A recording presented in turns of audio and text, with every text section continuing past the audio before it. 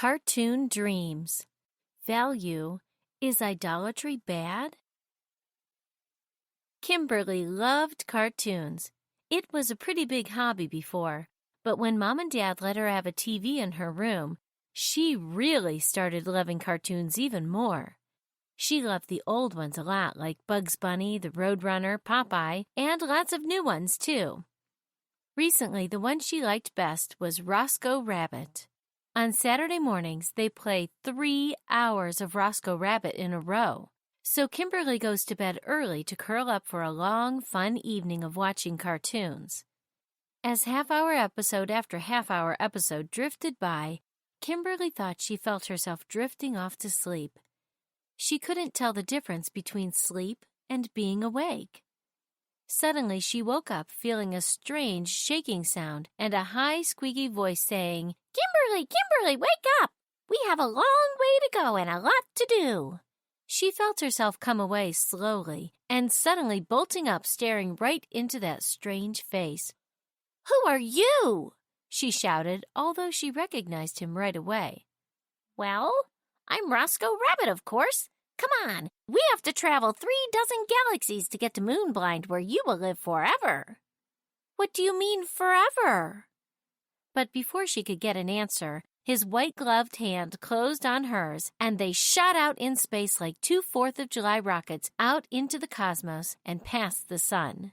Kimberly felt herself changed into just a blur of cartoon steam as she rocketed past stars and planets and comets, sometimes doing squiggly patterns and loop-de-loops in space, and then thunk! She was standing on a completely cartooned world, holding hands with the cartoon Roscoe Rabbit, who was twice as big as her. "Well, here we are. What do you want to do first?" Roscoe said in that goofy cartoon voice of his. "I want to go home. How did I get here?" "Wait, here comes the Bosco boys, Roscoe said with a wild giggle, and in a flash, from horizon to horizon was filled with every size, assortment, species, and gender of alien motorcycle riders, heads down and racing along at ridiculous speeds right toward them. Before Kimberly could yell, "Help!" she was swept up and holding on for dear life to a huge pink and green hairy cartoon animal that kept doing wheelies with his motorcycle. "Hang on, Kimberly!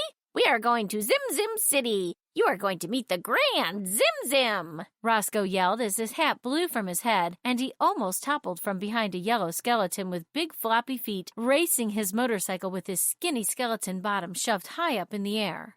When the thousands of motorcyclists hit the gates of Zim Zim City, they suddenly merged into a cycle of cartoon creatures all mixing together into one out-of-control mess when they were suddenly shot out and landed in a huge room in front of a throne high above them.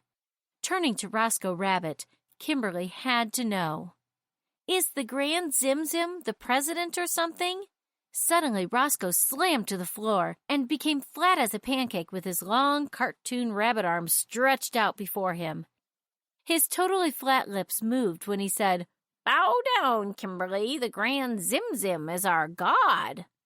"All bow," said another voice that came from a smallish purple cartoon duck with yellow spots.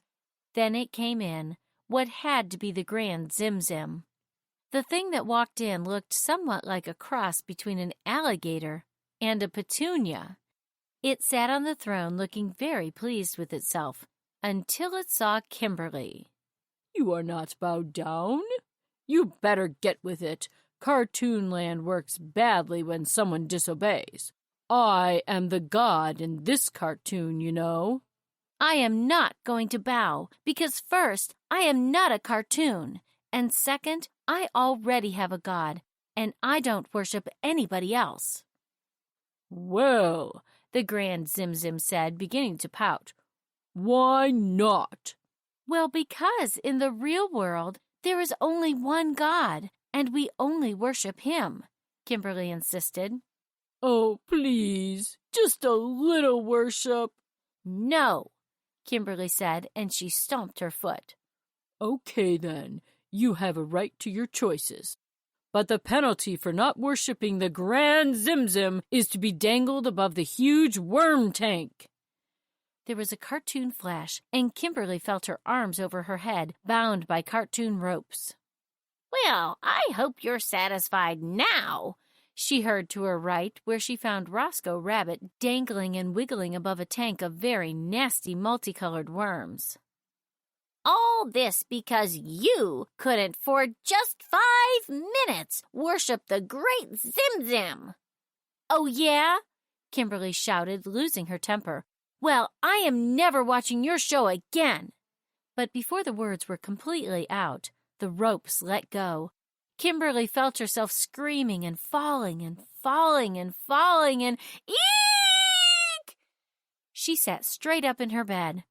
It was morning, and the Cartoon Channel was selling exercise equipment to her. The first thing Kimberly saw was not all the cartoon posters and toys, but in the corner, a sweet picture of her Lord and Savior, Jesus Christ. She ran to that picture and hugged it, crying, "Jesus, I'm sorry I loved cartoons more than you." And she was, too, because before the weekend was over, the posters were gone, and Mom and Dad happily took the TV from her room. And Kimberly knew for certain why she should never consider worshiping another God who is not the one true God.